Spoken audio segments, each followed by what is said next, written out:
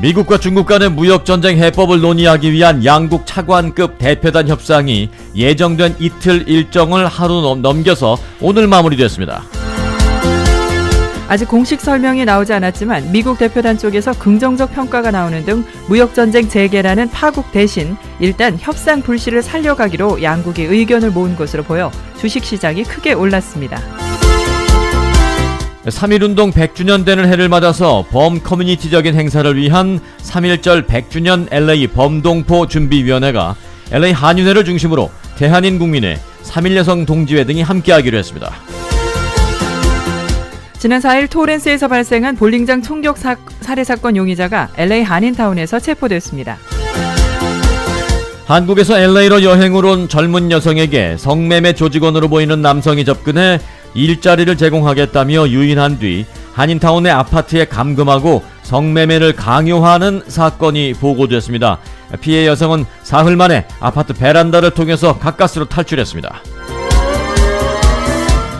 트럼프 대통령이 어제 백악관 집무실에서 열린 대국민 연설을 통해 불법 이민은 임금을 내려가게 하는 악영향을 미쳤다며 멕시코 국경 장벽의 중요성을 거듭 강조했습니다. 반면 민주당의 낸시 펠로시 하원 의장과 척 슈머 상원 원내대표는 곧바로 이어진 반박 연설을 통해 국민을 볼모로 잡지 말라며 장벽 무용론을 주장했습니다. 연방정부 셧다운 사태가 계속되면서 관리 인력 부족으로 몸살을 앓아온 남가주의 조시아 트리 국립공원이 결국 전면 폐쇄됐습니다. 경제전문지 포브스가 한국식 치킨 전문 체인인 본촌이 미국 시장을 빠르게 개척해 나가면서 최대 치킨 체인 KFC의 경쟁 상대로 부상하고 있다고 보도했습니다. 김정은 위원장이 트럼프 대통령의 답장을 받고 2차 북미 정상회담의 개최를 확신한 후 시진핑 주석과 협의하기 위해 중국을 방문했다고 일본의 아사히 신문이 보도했습니다. 쇼트트랙 심석희 선수의 성폭행 피해 폭로가 큰 파문을 일으키고 있습니다. 일부 전직 코치들은 빙산의 일각이라며 앞으로 더 폭로될 수도 있다고 예상했습니다. 조재범 전 코치의 심석희 선수 성폭행 의혹이 불거지자 정부가 뒤늦게 부랴부랴 대책을 내놨습니다. 성범죄 징계를 더 강하게 하겠다는 게 골자입니다. 카카오의 사실상 택시 서비스인 카카오풀 문제가 해결되지 않은 가운데 지난달에 이어서 또 다른 택시기사 한 명이 분신을 시도해서 중태에 빠졌습니다. 한국 국회가 방탄소년단의 평양 공연을 제안했습니다. 하지만 방탄소년단의 팬클럽 아미 측은 정치적으로 이용하지 말라며 반발하고 있습니다. 남가주죠. 오늘 대체로 구름이 많은 가운데 낮 기온은 65도 안팎, 밤 기온은 47도 안팎이 되겠고 내일은 맑다가 금요일 밤부터 구름이 크게 늘어나면서 토요일부터 월요일까지 비가 예보되었습니다.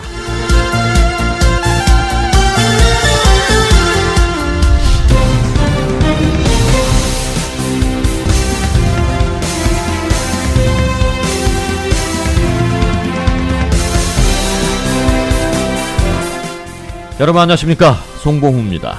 안녕하십니까, 승기선입니다. 2019년 1월 9일 수요일 위코리아 뉴스쇼입니다.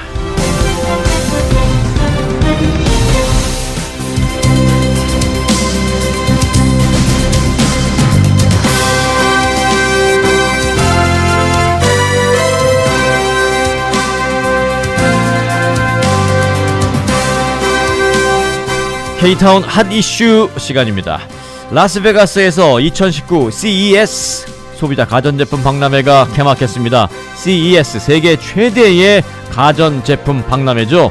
자, 이 가전제품 박람회를 바라보면 앞으로 우리 삶이, 우리 생활이 어떻게 변화될 수 있을지를 아주 쉽고 분명하게 가늠해 볼 수 있습니다.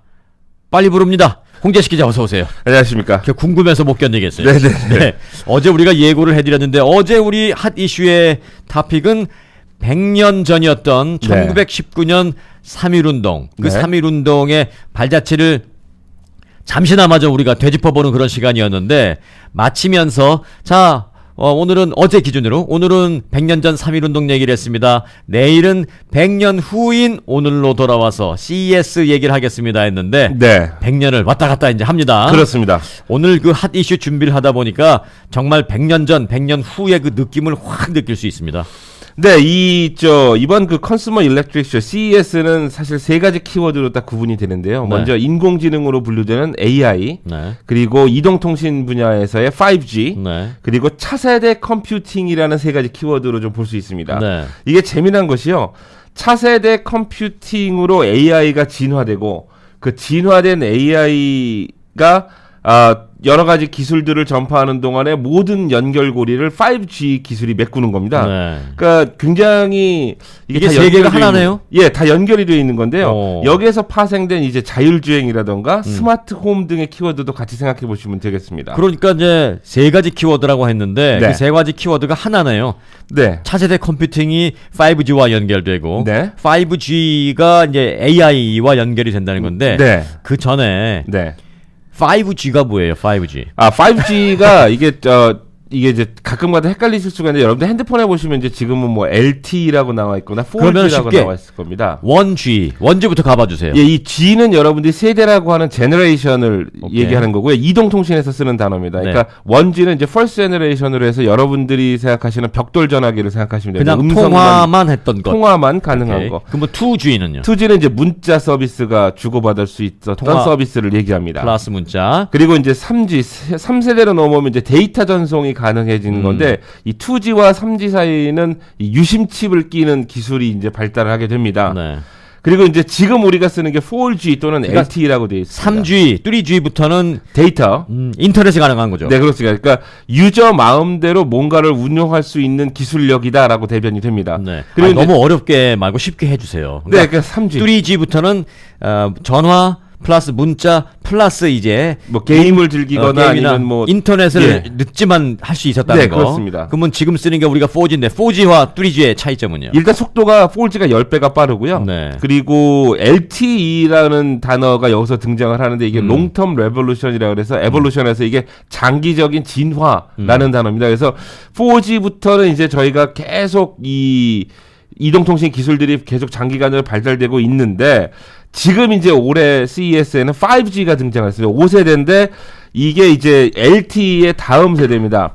이게 결국 작년, 그러니까 2018년도부터 이제 전격적으로 전 세계에 도입되기 시작한 기술인데요.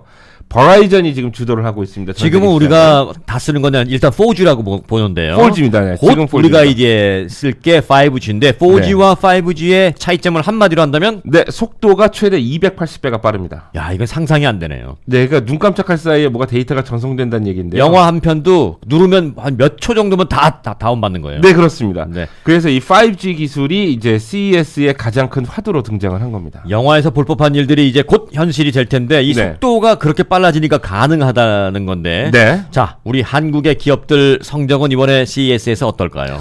네, 이제 한국 기업들을 좀 위주로 알아봤습니다. 일단 LG부터 말씀을 드려야 되는데요. LG는 이제 CES 컨퍼런스, 미디어 컨퍼런스가 있는데 이제 한 1000명 정도가 모였었다고 합니다. 박수를 3번 정도 받았대요. 그러니까 호응도가 매우 높았다는 건데요. 네. 이 LG가 갖고 있는 기업 이미지가 이미 삼성을 뛰어넘었다는 생각도 좀 들긴 합니다. 먼저 이제 캡슐 맥주 제조기를 선보였습니다. 네. 이게 이제 LG 홈 캡슐 브루잉. 맥주 제조기? 그러니까 LG 홈 브루잉이라고 이제 이름이 네. 붙어 있는데 그 요즘 수제 맥주 집에서 만드시는 분들 많잖아요. 네. 그래서 이제 아예 그 기계를 개발한 겁니다. 근데 큐리그 그 커피 기계처럼 아, 캡슐 커피. 네, 조그만 네. 이제 capsule을 넣어서 뽑는 맥주인데 그런 물론 커피 머신과 같은 개념. 네, 근데 숙성되는데 한 2, 3주는 걸린다고 합니다. 아, 그래요. 네. 근데 모두 5개의 종류가 있는데 흑맥주인 이 스타우트까지 된다고 하는데 이 맥주 제조를 위한 기술력이 다 들어갔다는 설명입니다. 저는 그 커피처럼 캡슐을 딱 집어넣고 누르면 브로잉이 바로 돼갖고 바로 마실 수 있는 줄 알았더니 저도 그렇게 생각했습니다만 그건 아니고 예. 아, 우리 왜 이렇게 급하지? 아, 그건 아닙니다. 2, 3주 그래서 숙성을 해야 정도는 한다. 걸려야 됩니다. 근데 거기에 뭐 압력이나 뭐 온도나 이 자동 조절 기능까지 그래요? 다 들어갔다고 합니다. 재미있겠네요. 네, 그리고 LG는 또 애플과 협력해서 이제 애플 에어플레이를 지원하게 했습니다. 네. 근데 이게 스마트 TV에 이제 애플이 들어가는 건데 이제 요 전날 LG가 발표하기 전날 삼성이 삼성 스마트 TV에 이제 아이튠스 무비와 에어플레이 2를 탑재한다고 발표를 해서 조금 김이 빠지긴 했는데 애플과 LG, 삼성의 협력 관계가 앞으로 상당히 진전될 가능성이 더 커 보입니다. 그러니까 네. 아이폰 유저로서 좀 기대되는 부분이기도 하고요. 네.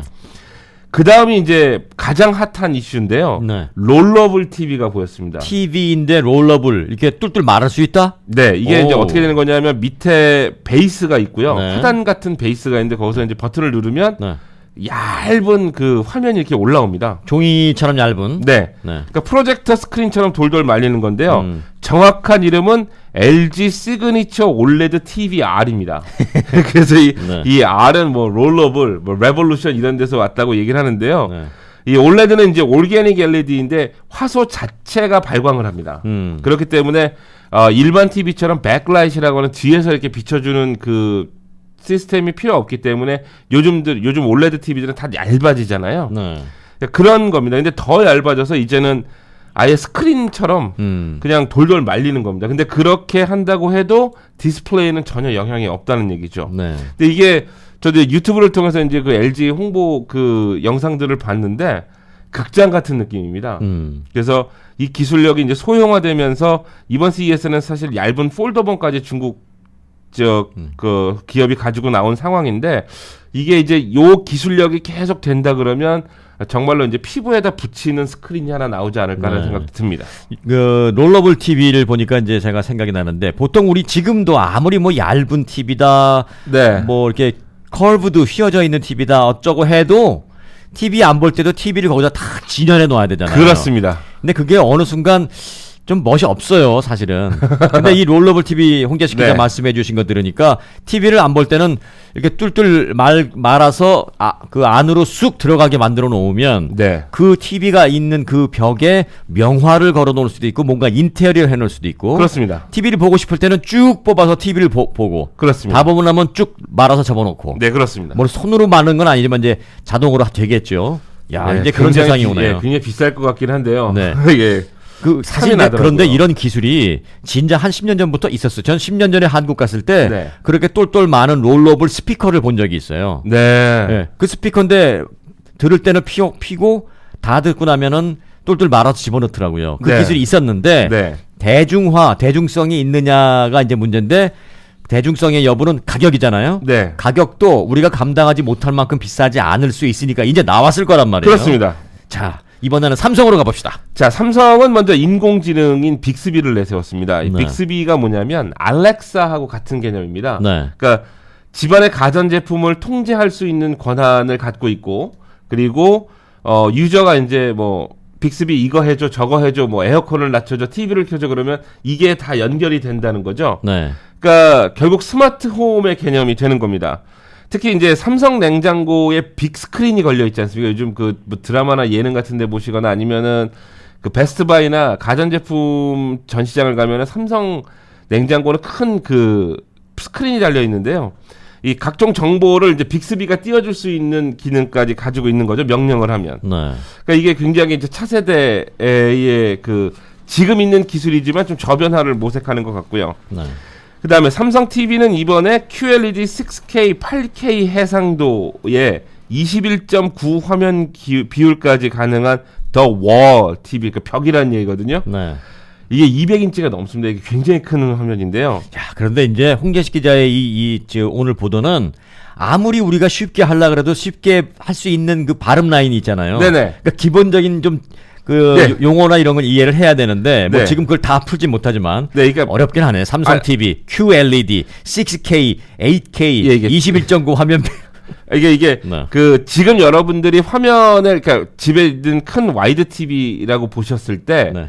그 보통 보시는 게 16대 9 화면이라고 보시면 됩니다. 아, 4대 1이 아니고 네. 4대 3이 아니고 근데 그거보다 더 커진 화면이고요. 이때 보니까 가로로 굉장히 기니까 네. 그 영화관의 화면 같은 느낌을 받을 수 있다라는 걸로 우리가 해석하면 되죠? 네, 그렇습니다. 네, 그리고 알겠습니다. 해상도 이 숫자는 이제 K는 1000을 의미하는데요. 네. 뭐 6K, 8K가 나왔는데 지금 4K TV들이 한 2, 3천 불에 팔리고 있는 상황입니다. 그거의 2배 되는 8K라면 해상도는 야, 이거 연예인들 앞으로 하기 힘들겠어요. 네, 주름살 다 보입니다. 주름살은 당연히 지금도 보여요. 네, 근데 네. 그냥 웬만해서는 우리가 일반적으로 앞에서 대화할 때도 잘 볼 수 없는 그런 조그만 땀구멍까지 다 보이는 거예요, 이게. 네, 그렇습니다. 이게 야, 이거 사실은 힘들겠네, 연예인. 영화를 여러분들이 어디서 사서 보셨을 때도 이게 이제 블루레이를 뛰어넘어서 4K가 요즘 DVD가 나오거든요. 네.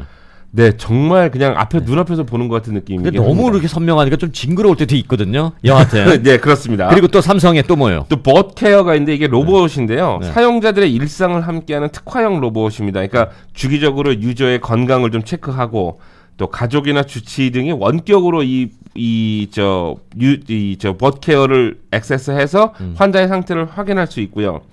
또 그 집안에 이제 공기가 안 좋은 곳까지 직접 이동해서 유해가스가 있는지 없는지까지 여부도 판별해 준다고 합니다. 그러니까 되게 1세대이긴 한데 굉장히 뭔가 미래가 성큼 다가선 듯한 그런 로봇 기술이거든요. 요거를 이제 한국식으로 영어로 썼으면 케어봇 그랬을 거예요. 네. 케어를 해주는 로봇 이렇게 네. 했을 거예요. 근데 그건 이제 콩글리시고 네. 영어로 한다면 로봇인데 케어를 하는 로봇이다 해서 봇 네, 그 케어입니다. 삼성 벗케어로 되어 있습니다. 간병인처럼. 네, 그래서 이번 CES의 삼성에 대한 평가들은 대부분 이제 언론들이 내린 평가입니다. 네. 그러니까 기존의 기술력을 좀 업그레이드해서 혁신보다는 내실을 좀 다지는 모습이었다. 전혀 없던 새로운 기술을 내놓는 게 아니라. 네, 이제 좀 저변화를 노리는 거죠. 그래서 어떤 언론은 삼성은 이번에 쉬어가는 해다라고 표현을 하기도 했습니다. 이제 삼성이 쉬어가는 행진은 모르겠습니다만은 우리의 기대감은 지금 네. 쉴 수가 없습니다. 네, 그래서 또 현대자동차는요. 현대는 로봇 같은 차량을 선보였습니다. 네발 전기차인데 엘리베이트라고 합니다. 이름이 엘리베이트인데요. 네. 이 네 발에 바퀴가 달려 있어서 동물들이 걷듯이 움직일 수도 있습니다. 이게 왜 주목을 받냐면요. 아무리 차량이라고 해도 환자나 노약자들 입장에서 바로 몇 걸음인 집 앞 대문까지 걷기 힘든 경우가 있습니다. 네.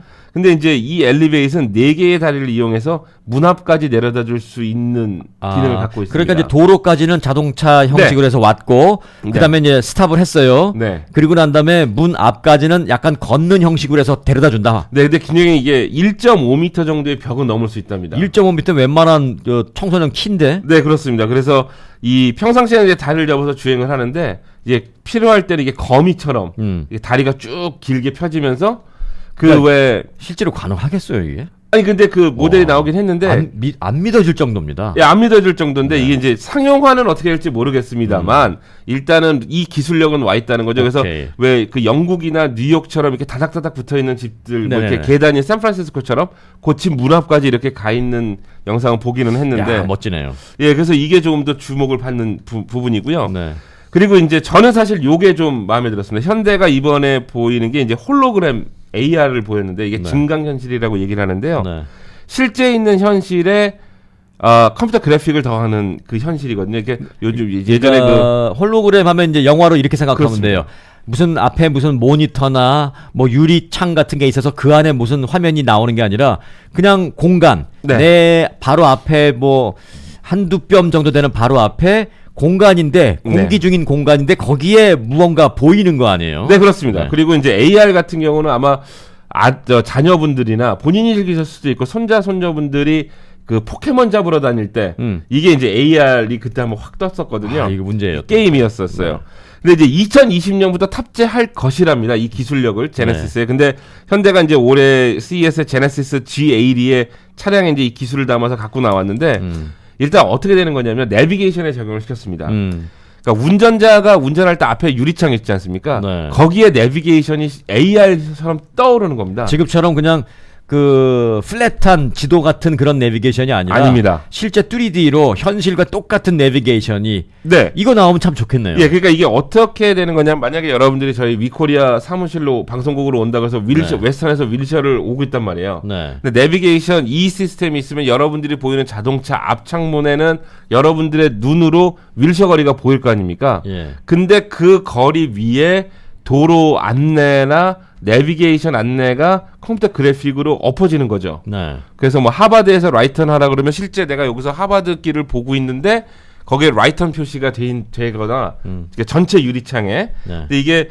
사실 이제 몇 년 전에 아이리스라는 드라마 있지 않습니까? 네. 아이리스라는 드라마에서 기아 자동차의 전면 유리에 네. 이 기술력을 CG로 한번 한 적이 있었습니다. 근데 이게 2020년부터는 현대 자동차에 빌트인 돼서 나온다. 네. 자, 삼성, LG 다 봤습니다. 네. 뭐 SK텔레콤도 있습니다만은 요건 시간 관계상 나중에 추후에 따로 하기로 하고요. 네.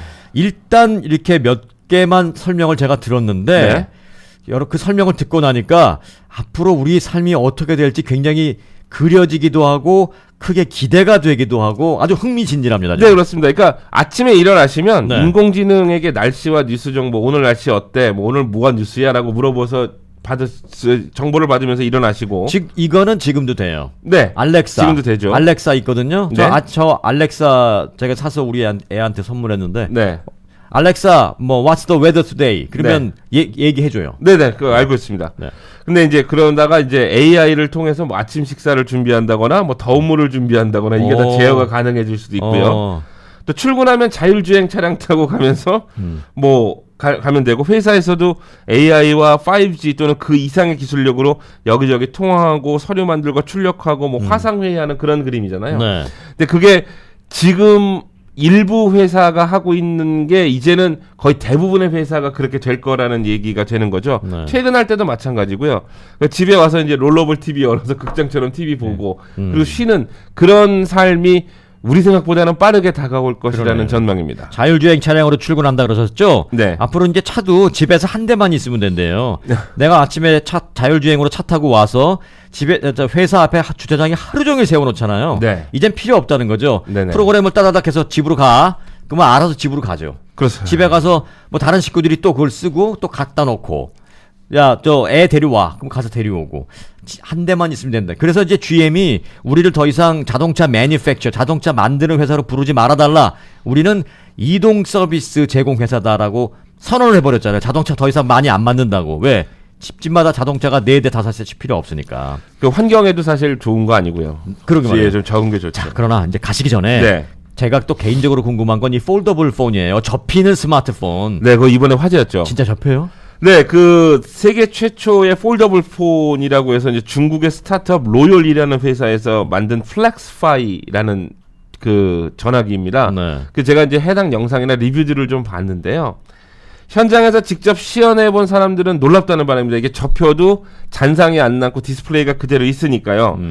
근데 이제 제가 봤을 때는 일단 생각보다 좀 두껍고요. 그러니까 지금의 전화기들보다 더 비쌉니다. 아, 비싼 거는 뭐 그러려니 하지만 $2,000까지 올라간다고 하는데 $2,000요? 네. 나 안 사. 네, 그리고 이게 이제 폴더블 폰이라고 해서 그에 맞는 앱이나 컨텐츠들이 아직은 없는 상황이고요. 아, 그러니까 이게 접힌다고 했을 때 특별히 접혀야 하는 이유가 있는 건 아니고 네. 기능은 지금하고 다 마찬가지. 네, 그리고 네. 굳이 화면을 접어서 볼 필요성이 없는 거죠.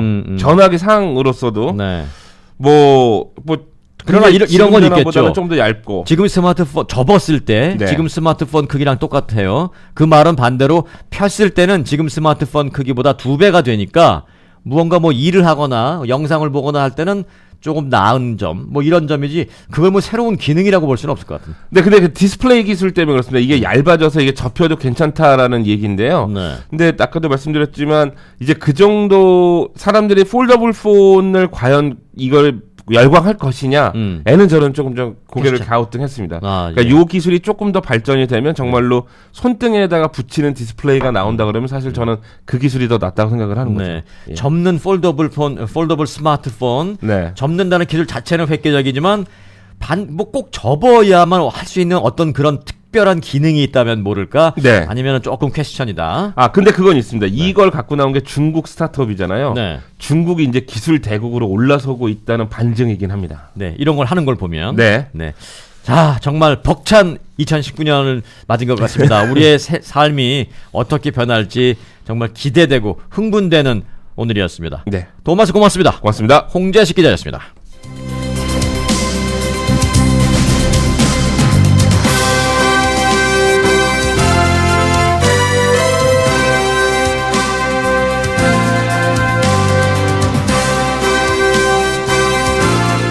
(90초) 후에 돌아옵니다. 불면증, 짜증, 화끈화끈, 식은땀, 여성 갱년기, 여성들의 노화를 늦추고 젊음을 유지할 수 있는 그 해답을 찾았습니다. 콩팥과 난소를 건강하게 하면 여성들의 갱년기를 극복할 수 있습니다. 100% 천연약초로 만든 여성 갱년기 영양제 유스펙터 플러스. 열흘만 복용해도 그 효과를 알 수 있습니다. 잠도 잘 자고요. 짜증도 화끈거리는 것도 없어지니까 정말 살 것 같아요. GC 내추럴. 병들었던 제 차 아주 자동차에서 아주 좋은 가격에 팔았어요. 나도 아주 자동차에서 좋은 가격에 팔고 새 차로 바꿨지. 요즘 같은 때에 가격 잘 쳐주고 믿고 팔 수 있는 곳은 아주 자동차뿐인 것 같아요. 중고차 팔고 새 차 사거나 리스할 때도 역시 아주 자동차에서는 아주 큰 만족을 드립니다. 아주 오토스닷컴에서 중고차 보유 현황도 보실 수 있습니다. 올림픽과 알링턴 323-731-2100 323-731-2100번. 나가 남산당 뱃배를 먹고 장 기능이 개선되어 갖고 뱃살, 등살, 허리살, 얼굴살이 쫙 빠졌단 말이지. 장 기능이 개선돼서 살이 빠져? 뱃배로 장 기능을 개선시켜 신진대사 촉진하고 신진대사 촉진해서 지방질이 분해되고. 그렇지. 그렇게 해서 살 뺐더니 마누라가 바람났다고 하대. 음에 좋은가? 남산당 뱃배! 남산당 뱃배 389-9333 13389-9333.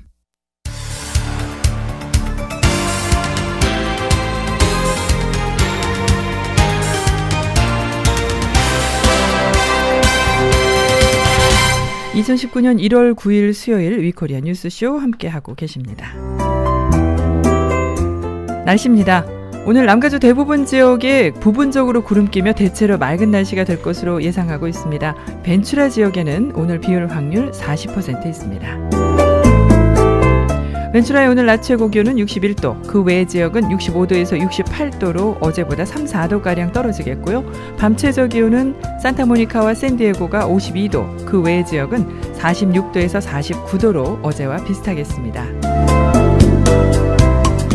자, 이번 주 날씨입니다. 목요일인 내일은 부분적으로 구름 끼는 날씨 이어지겠고 금요일 밤부터 다음 주 목요일까지 비가 내릴 것으로 전망하고 있는데요. 토요일 비 올 확률 20에서 50%, 일요일은 10%, 다음 주 월요일부터 목요일까지 40에서 60%의 비 올 확률이 있고요. 기온은 57도에서 63도가 될 것으로 예상하고 있습니다. 지금까지 날씨 전해드렸습니다.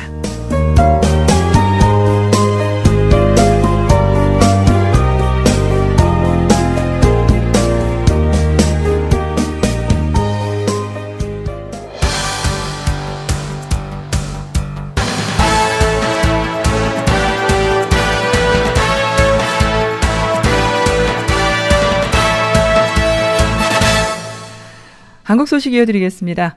북한의 김정은 위원장이 중국 방문 일정을 마무리하고 북한으로 출발했습니다. 오전에는 베이징 경제기술개발구를 방문했고 시진핑 주석과 점심회동도 가진 것으로 전해졌습니다. 김정은 위원장의 이틀째 베이징 일정과 정상회담 내용 관련 소식을 알아봤습니다. KBS입니다. 정상회담 뒤 다음 날 경제 현장 시찰, 그리고 시진핑 주석이 마련한 배웅 오찬 뒤 출발, 지난 1차 방중 때에도 비슷한 일정이었습니다. 오늘 저희 KBS가 촬영한 영상에서 보시듯 김정은 위원장은 경호 촬영을 앞세우고 베이징역에 도착해 한국 시간 오후 3시쯤 일본 플랫폼에서 평양으로 출발했습니다. 북한 열차가 시속 70-80km 정도인 것을 감안하면 지금은 베이징을 완전히 벗어나 허베이성 치랑다오를 향해 달리고 있을 것으로 보입니다. 오전에는 베이징에서 유일한 국가급 경제기술개발구에 있는 동인당이라는 생약 제약회사를 시찰했습니다. 방문 시간은 30분 정도였지만 이 제약회사가 350년 역사에 중국에서는 인류 제약 생산 기지라는 점에서 김정은 위원장이 많은 곳을 두고 왜 이곳을 찾았는지 갖가지 해석이 나오고 있습니다. 점심은 어제 하루를 묵은 중국 국빈 숙소인 조대가 아닌 베이징을 대표하는 호텔 북경 반점에서 시진핑 주석과 오찬회동을 한 것으로 전해졌습니다. 네, 유례 없이 도착도 하기 전에 베이징 방문 사실을 양국 매체가 알린 것과는 달리 정작 정상회담 결과는 지금까지 전혀 공개하지 않고 있습니다. 오늘 중국 외교부 대변인도 구체적인 결과는 발표문이 나올 때까지 기다려달라며 언급을 회피했습니다. 잠시 뒤 저녁 8시부터 중국 국영방송 CCTV 메인 뉴스가 방송되는데요.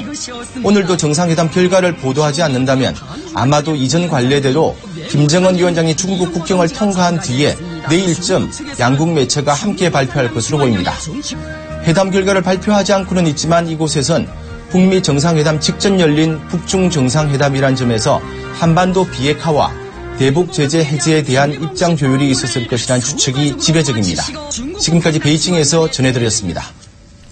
헌정 사상 처음이 될 전 대법원장의 검찰 소환을 이틀 앞두고 서울 서초동 검찰청사 주변에는 벌써 긴장감이 흐르고 있습니다. 양승태 전 대법원장은 소환 당일 검찰 포토라인이 아니라 대법원에서 입장을 밝히겠다고 했습니다. 이 때문에 피의자 신분으로 나오는 양 전 대법원장이 아직도 특권 의식에서 벗어나지 못했다는 논란이 일고 있습니다. JTBC의 보도입니다. 수사 초기 양승태 전 대법원장은 자신의 집 근처에서 이렇게 밝혔습니다. 대법원의 재판이나 하급심의 재판이나 간에 부당하게 간섭 관여한 바가 결단코 없습니다. 이후 7개월 동안 이어진 검찰 수사를 거치면서 상황은 달라졌습니다. 양승태 전 대법원장이 의혹의 핵심 인물이라는 물증과 진술을 확보한 겁니다. 금요일 검찰에 출석하는 양 전 대법원장의 입도 주목됩니다. 그런데 양 전 대법원장 측은 검찰청사가 아닌 이곳 대법원에서 입장을 밝히겠다고 기자단에 알려왔습니다. 검찰 수사에 불만을 표시하기 위해서란 분석이 나옵니다. 하지만 사법부 위상을 추락시킨 상황에서 대법원 안에서 입장 표명은 적절치 않다는 지적이 많습니다. 양 전 대법원장 측의 이런 계획에 대해서 대법원은 아직 구체적인 입장은 밝히지 않고 있습니다. 네, 다음 소식입니다. 예천군 의회 의원들이 미국에 연수 와서 가이드를 폭행하고 여성이 나오는 술집에 데려다 달라는 등 추태를 부린 바 있죠. 이미 보도해드린 바 있는데요. 이 논란이 더 커지고 있는 예천군 의회 소식을 좀 더 전해드리겠습니다. 의원들이 추태를 부린 연수지는 이곳 미국과 그리고 캐나다였습니다. 그런데 지난해 이 의회가, 즉 예천군 의회가 연수 비용을 셀프 인상, 즉 자기들 스스로 표결을 해서 인상을 해놓고도 그 한도 안에서 가장 돈이 많은 곳을 잡아달라, 가장 비싼 곳을 잡아달라라고 여행사 측에 요청한 것으로 밝혀졌습니다. 뭐 그리 돈을 못 써서 난린지 다 국민들 세금인데 말입니다. 자, 오늘 이 시간은 현지 폭행 영상이 공개되면서 분노는 더 커졌는데 이 내용을 속보로 전해드립니다. 예천군 의원들은 2016년엔 중국과 러시아, 2017년엔 라오스를 다녀왔습니다. 연수 비용은 1인당 240만 원과 158만 원입니다. 그런데 지난해엔 442만 원을 들여 미국과 캐나다로 떠났습니다. 3배 가까운 돈을 더 쓴 겁니다. 지난해 지방의회 연수 비용 한도가 없어져 가능한 일이었습니다. 예천군 의회 역시 연수 비용을 올렸습니다. 그리고 행선지를 정하며 연수 목적에 맞는 곳이 아닌 한도 내에서 가장 비싼 곳에 가자고 여행사 측에 요청했습니다. 예산이 얼마 정도 나왔는데 어디를 갈 수 있겠느냐. 뭐 미국도 나올 수도 있고 유럽도 나올 수도 있고. 오늘은 박종철 전 부의장이 버스에서 가이드를 폭행하는 영상도 공개됐습니다. 손사래를 치다 잘못 맞았다던 변명과 달리 가이드 팔을 비틀고 얼굴을 때립니다. 거짓말 논란까지 일고 있습니다.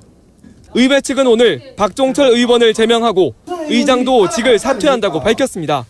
하지만 시민들의 울분은 가라앉지 않고 있습니다. 의원직 사퇴를 하시라니까요. 14년 동안 100건가량 올라왔던 예천군 의회 게시판엔 의회를 성토하는 글이 2,000건 넘게 올라왔습니다. JTBC 윤두열입니다. 예천군의회 연수비 관련 소식 이어드리고 있는데요. 올해 관련 예산이 2년 전보다 30% 가까이 올랐고 1인당 평균 출장비도 27%나 늘었다고 합니다. 자, 그렇다면 해외 연수는 누가 심사하고 누가 승인하는 걸까요? 이번 예천군 해외 연수는 문제 인물 박종철 부의장이 심사위원이었습니다. 스스로 해외 연수를 심사한 거죠. 그러면서 이런 말을 했다고 합니다. 우물안 개구리가 되지 않기 위해선 필요하다. 1인당 442만 원 출장비론 부족하지 않겠냐고 말입니다. 가이드 폭행이 논란이 된 경북 예천군 의회도 해외연수 심사위원회 심사를 거쳤습니다. 그런데 심사위원 5명 중 2명이 이번에 캐나다를 간 군의원들이었습니다. 이른바 셀프 심사입니다. 민간 위원들 지적이 영향을 못 미치기도 합니다. 지난해 10월 서울 강남구 의원 11명이 5박 7일간 다녀온 독일 연수, BMW 박물관과 로맨틱 가도 등 관광지 방문 일색인 일정을 두고 이게 연수인지 여행 상품인지 의심스럽다. 관광 비중이 너무 크다고 지적했지만 앞으로 주의하겠다는 말이 끝이었습니다. 의원들 연수가 선진 도시의 견학에 그치고 있습니다. 그런데 이제는 우리 동네에 실제 어떻게 적용하고 활용할 수 있는지. 이런 심사 회의록을 아예 공개하지 않는 경우도 있습니다. 현재 해외 출장 중인 전남 화순군 의회는 조례가 있는데도 회의록 공개는 취지에 안 맞다는 이상한 주장을 하고 있습니다. 회의록을 공개하다가 시민들한테 심히 부담 주는 거니까 세팅도 안 맞아서 내일은 대령을 검토하고 있습니다. 회의록은커녕 연수 보고서를 공개하지 않는 곳도 있습니다. 지난해 임기가 끝난 기초의회 가운데 강원도 인제군 의회는 1인당 가장 많은 해외 출장비를 써서 임기 동안 15개국을 다녔는데 출장 뒤에 단 한 건의 연수 보고서도 공개하지 않았습니다. 내 외부의 감시망이 작동하지 않는다는 지적 속에 서울 은평구에서는 주민들이 서명을 내서 구의회 해외 출장 폐지를 요구하기도 했습니다. KBS 뉴스 안다영입니다.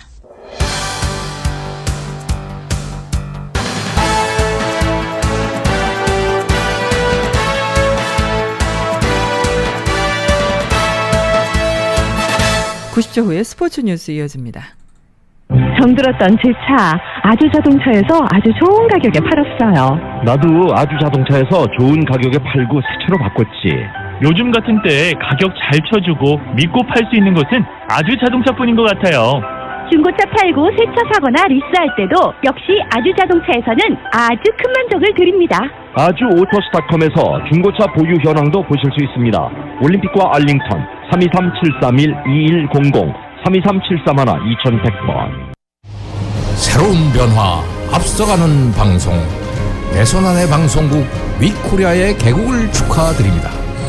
맛이 다르고 멋이 다르고 서비스가 다른 LA 최고의 일식 전문 식당 아라도에서는 따뜻한 음식, 건강한 음식, 행복한 음식으로 사시미 오마카세 코스와 각종 디너 정식 코스를 준비하여 더욱 푸짐하고 저렴한 가격으로 손님 한 분 한 분에게 기쁨을 드리겠습니다. 내 손안의 방송 위코리아, 내 가슴 속의 식당 아라도. 30년 전통의 한국 장의사가 유가족들이 부담 없는 최저 비용과 고품격으로 단장된 체프를 마련하고 유가족에게 개인 맞춤형 서비스를 준비했습니다. 남가주에서 100년 전통의 역사를 지닌 포레스트론 공원묘지가 사랑하는 가족을 잃은 여러분을 돕기 위해 한인사회에 봉사의 손길을 내밀었습니다. 유가족 맞춤형 장례 서비스 아이콘인 한국 장의사와 포레스트론 두 리더가 유가족 여러분들이 보내야 하는 가장 힘든 시기를 함께합니다. 한국 장의사의 최고의 예우 서비스를 경험하시고 포레스트론 공원묘지에서 고인의 마지막 길을 평안히 쉴 수 있게 하십시오. 한국 장의사 전화 323-734-5656 무료 전화 1855-886-9057. 제니씨, 부모님이 편찮으시다고?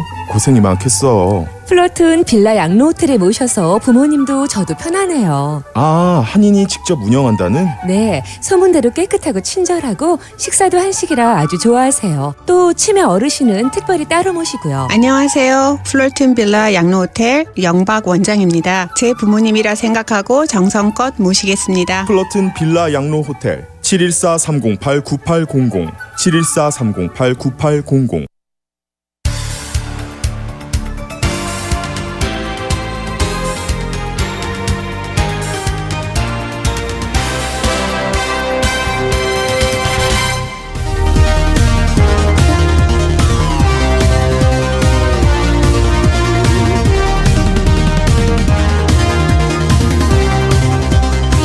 네, 스포츠 뉴스 알아보겠습니다. 스포츠 해설위원 최세영 위원 연결합니다. 위원님. 안녕하세요. 네. 안녕하십니까. 네. 자, 금년도 PGA 투어 모든 선수들이 다 참가하는 풀필드 대회가 열리게 되는데 오늘 이번 대회가 소니 오픈이죠? 그렇죠. 원래 그 유나이티드 에어라인 하와이안 오픈이라는 대회로 이제 명맥을 유지하고 있다가 그 항공사들의 그 불황으로 소니 오픈 인수했죠. 네. 프로암 대회 오늘 시작을 했는데 일요일까지 이제 열전에 돌입하게 됩니다. 네, 그렇죠. 그런데 그 프로암 대회 뭐 다 아시겠지만 그 프로암 대회 안 나가보신 분들이 더 많을 것 같아서 간단히 좀 설명을 드리면은요. 네. 프로 선수 한 명과 초청한 그 인사라든가 이런 뭐 쉽게 얘기해서 우리나라로 말하는 유명 인사들이라든가 이런 사람들을 3명이 함께 한조가 돼서 경기를 펼치면서 이것도 상금이 있습니다. 그래요? 네, 이것도 요 프로암에서도 우승을 하면 상금이 있는데 그 상금은 대부분 도네이션 하는 그런 전통이 있는데, 한국과 미국과 프로암 대회를 치르는 방식이 조금 달라서 간단하게 좀 소개를 드릴게요. 네. 한국은 그 대회 주최 측에서 누구와 누구를 친다는 걸 이미 정해놓고 시작을 합니다. 네. 그러니까 예를 들어 타이거 우즈가 한다 그러면 누구든지 타이거 우즈가 치고 싶지 않겠습니까? 그러게요. 그러면 거기에 한국 같으면은 유력 인사, 소위 말하는 끝발순으로다가 좋은 선수들과 경기를 하게 되고, 네. 그 다음에 끝발이 좀 낮은 사람은 그래서 참가한 선수 중에 별로 이름이 없는 선수가 이렇게 치게 되는 그런 것이 한국의 관행인데, 이 미국에서는 주로 어떻게 하게 되냐면은 144명의 이름을 일단 칠판이라고 그러나 보드에 적어 놓습니다. 네. 그리고 3명의 자리를 공석으로 쭉 해놨죠, 물론. 그리고서는 참가할 사람들이 하루 전에 와가지고 재미 뽑기를 해요. 그러니까 그래서 내가 만약에 하는군요. 예, 그렇죠. 그러니까 내가 만약에 1번으로 뽑히게 되면 자기가 좋아하는 선수 빈자리에 들어가는 거죠. 네. 나는 그럼 우주하고 칠래. 그런데 만약에 참가 안 하거나 한 사람들은 주최 측이 이제 알아서 이렇게 빈자리에 넣어주는 그런 행태를 보이기 때문에 프로암 자체도 한국과 미국과는 스타일이 좀 다르다. 그래서 갑질을 안 한다는 이야기를 좀 드리고 싶어서 말씀을 드렸습니다. 네. 네. 우리 최세영 위원은 프로 쪽에 속하십니까? 아마추어 쪽에 속하십니까? 저는 아마추어죠. 프로와 실력이 비슷한 아마추어. 이제 프로암 대회의 프로와 아마추어, 그래서 프로암인데 이 프로 네. 선수들은 이제 워낙 실력은 인정받는 선수들이고, 그런데 이제 아마추어 선수로 나온 그 유력 인사들이 골프를 제대로 잘 못 치고 이런 경우에 좀 짜증날 수도 있겠어요. 그러니까 저도 이제 프로암 대회 여러 번 나가봤는데 프로들이 그러니까 3명의 샷을 하거나 이런 건 아예 무시하는 분위기로 가요. 그러니까 자기는 이제 코스 답사하는 생각을 하고 치지, 네. 스코어에 연연하거나 그러진 않아. 왜냐면 상금이 탄돈만불 나오는데 그건 자기들하고 관계없는 거고, 그렇기 때문에 프로암에 대한 어떤 그런, 아마추어들은 기를 쓰고 잘 치려고 애를 쓰지만은 프로암들은 그냥 하루 쉰다 생각을 하고, 그리고 또 프로암에 안 나올 수도 있어요. 예를 들어서 나는 프로암에 안 나갈래 하면 프로 선수는 안 나갈 수가 있거든요. 그러니까 네. 참가 의사를 밝힌 60명이 나왔다 그러면 60명에 해당하는 그런 아마추어가 나가게 되는 거죠. 네. 이 프로암 대회에 참가했던 그 아마추어 얘기들을 들어보면 그 PGA 남자 선수들보다는 LPGA 여자 선수들이 좀 더 다정다감하고 말도 많이 걸어주고 같이 아마추어 선수들과 얘기도 많이 하고 훨씬 편하게 다정하게 그렇게 해준다 그러더라고요. 맞아요. 그리고 레슨도 좀 해줘가면서 그렇게 치지 말라고 원포인트 레슨도 하는데 프로 대회는 그냥 그러니까 거기 근데 이제 대회 전에 얘기가 좀 길어졌는데 라운딩 하기 전에 이렇게 사진도 찍어주고 그리고 이렇게 스코어보드 들고 다니고 그러니까 괜히 우쭐해지죠. 내가 프로가 된 것 같은 기분이 들고 네. 또 갤러리에서도 또 구경 다니는 사람들이 있습니다. 그래서 네. 그 맛에 프로암 대회 하는데 아무튼 소니 오픈이 이제 오늘 프로암이 되고. 내일부터 대부분 모든 PGA 투어가 수요일 날은 프로암, 그 다음에 목요일 날은 이제 정규 라운드가 시작이 된다 보면 될 것 같아요. 그래서 아무튼 오늘 한국의 선수가 자그마치 7명이 참가를 했어요. 네, 많이 참가했네요. 네, 그래서 일단은 한국과 미국의 다른 들은 프로암 대회를 시작을 했고, YRI 컨트리 클럽, RI는 무슨 뜻인지 모르겠습니다. 그래서 한국 선수들이 어떤 경기를 펼칠지 일단 관심이 되는 그런 상황입니다. 네. 최경주 선수는 어떻게 참가하나요? 안 왔어요. 그러니까 제가 보니까 아마 지난번에 갑상선암인가 수술을 했다고 그러잖아요. 네. 그리고 체중이 무척 줄어서 아주 글쎄요, 제가 볼 때는 몸 만들기에 아직은 성공을 못한 거 아닌가 하는 생각이 드네요. 최경주 선수도 거의 매번 하와이에서 열리는 경기에 참가를 했거든요. 네. 근데 이번에는 일단 큰형인 최경주는 불참을 했고 나이는 어쩔 수 없는 거 아닌가 하는 생각도 드는데 아무튼 개인적으로 최경주 선수와 친분도 있고 해서 완쾌 좋은 그런 몸 만들기에 성공했으면 좋겠습니다. 네, 빨리 체력을 회복하길 바라겠고요. 네네. 자, LA 다저스를 전문으로 다루는 다저스 네이션스, 이 언론이 금년도 다저스 선발진에 대해서 예상을 했죠. 그렇죠. 지금 사실 다저스가 영입을 시도하고 있는 클리블랜드에 코리 클리버가 있지만 그 선수 없어도 선발 투수진은 막강하다는 기사를 내보냈는데요. 네. 일단 예상 선발 로테이션에 대해서 분석을 해봤더니 원투 펀치인 커쇼와 워커블루를 꼽았어요. 네. 저희가 생각에는 크레이튼 커쇼가 금년에 과연 잘 던질까 이렇게 좀 의문도 가고는 있습니다만은 일단 명실상부한 에이스다 이렇게 볼 수가 있고 그다음에 뷰럴이 또 어떻게 얘기를 했냐면 MLB 최고의 2선발이라고 꼽았다고 그러네요. 그래요? MLB 최고의 2선발. 네, 2선발이라고 꼽았고, 그 다음에 비유리오, 유현진이 3선발로 지금 버티고 있기 때문에, 일단, 다저스의 선발진은 막강하다, 이렇게, 평가를 했어요. 네. 그리고 이제, 4선발에는 리치, 그리고 5선발 선수는 다 타고도 넘친다. 5명이나 있습니다. 마에다 겐타를 비롯해서. 그래서, 일단 5명의 선발진이 막강하기 때문에 금년에 좋은 경기를 펼칠 거라고 예상을 하고 있는데 뭔가 저는 이걸 보면서 2%가 부족해 보이는 왜냐면 커쇼의 플레이오프에서의 투구 내용을 보니까 조금 불안하긴 해요. 그러나 과연 겨울에 스프링 캠프에서 과연 어떤 그런 모습을 보여줄지 좀 관심을 갖게 되네요. 네. 네. 조금 섭섭한 건 다저스가 막강 원투 펀치가 아니라 막강 원투 쓰리 펀치인데 류현진까지. 맞습니다. 네. 근데 일단 우리 생각이고 아무튼 일단 원투 펀치까지는 얘기를 하고 3위는 바로 류현진이다 이런 이야기를 했네요. 네. 자, 베트남 축구가 지난 월요일인가요? 이라크 아시안컵에서 이라크에게 정말 아쉽게 3대2로 역전패를 했는데 박항서 감독에 대해서 현지에서는 지금 뭐라고 얘기하고 있나요? 그 부분에 대해서? 사실 그 베트남에서는 유명한 축구 해설자가 20년 동안 하고 있는 그 사람이 있는데 이름이 아는 고고래요. 네. 근데 이 양반이 그 박항서 감독을 좀 흔한 얘기를 좀 씹었네요. 깎아내렸네요. 뭐라고요? 선수 교체 타이밍이 너무 늦어가지고 패배의 원인이 됐다라고 이야기를 하고 있다고 그래요. 참, 그래서 또 더군다나 이라크의 스테크 카타네 감독과 비교를 하면서 감독도 이라크 감독이 뛰어났다라고 양팀 감독을 비교하면서 깎아내리는 그런 소식이 나왔는데 이 소식을 들은 베트남과 한국의 네티즌들은 난리가 났어요. 뭐라고요? 그럼 네가 해봐. 간단해요. 그럼 네가 해봐. 그래서 이걸 보면서 사실은 체육계에 감독으로 선임이 되거나 이 코치로 선임이 되게 되면 한국도 물론 미국은 모르겠습니다만 한국도 굉장히 질투한 시기가 많거든요. 네.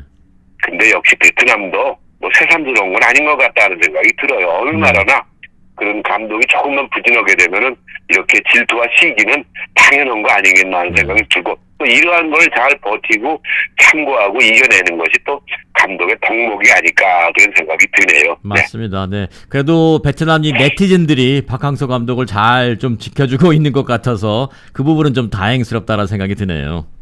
아주 간단해요. 니자요. 네가 해봐. 이겁니다. 지금까지 그렇게 연승을 했는데. 네. 맞습니다. 네.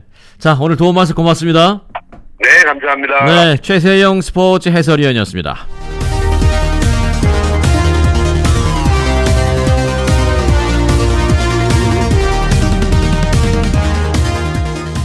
Hi. Here are the nominees for Best Actress in a Motion Picture Drama. For The Wife, Glenn Close. For A Star is Born, Lady Gaga. For Destroyer, Nicole Kidman. For Can You Ever Forgive Me, Melissa McCarthy. For A Private War, Rosamund Pike.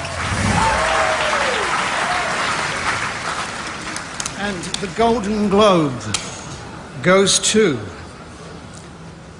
Glenn Close, The Wife.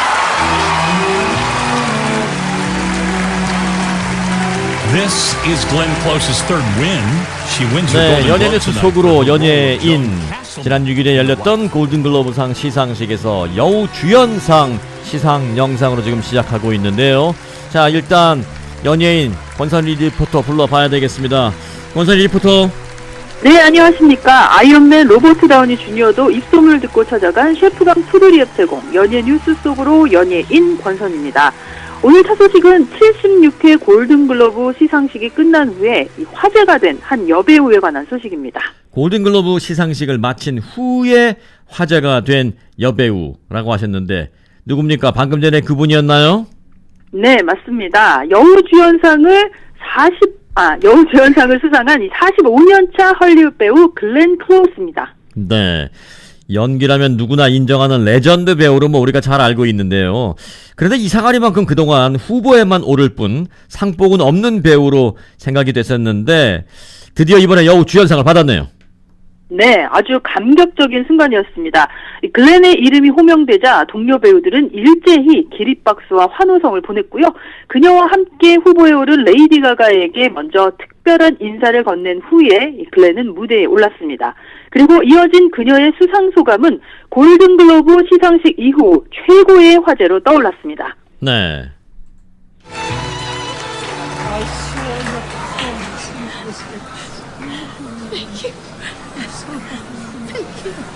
Oh my gosh, I'm just...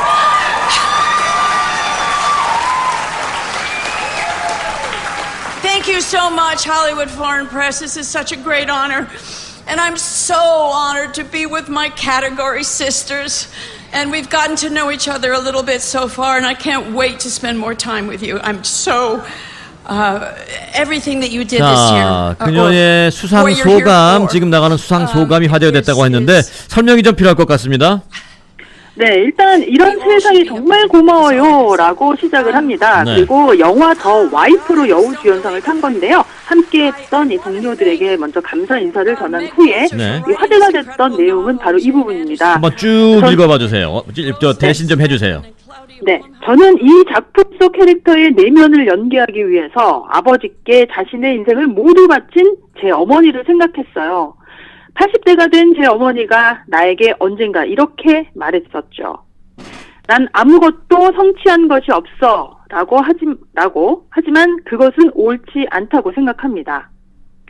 여성들, 그러니까 우리는 양육자라는 것입니다. 그것이 사회가 우리에게 기대하는 것들이죠. 우리에게는 아이들이 있을 수도 있고 운이 좋으면 남편이 있을 수도 있고 파트너가 있을 수도 있어요. 하지만 우리는 개인적으로 성취할 수 있는 것을 찾아야만 해요. 우리도 우리의 꿈을 쫓아야 합니다. 우리는 우리 스스로에게 넌 할 수 있어, 마땅히 그래야만 해 라고 말해줘야 합니다. 어렸을 때 나는 배우가 될 운명이라고 느꼈어요. 그리고 전 나도 할 수 있어 라고 제 자신에게 말했습니다. 그리고 나는 오늘 여기에 서 있습니다. 이제 올 9월이면 제가 배우로 살아간 지 딱 45년이 되네요.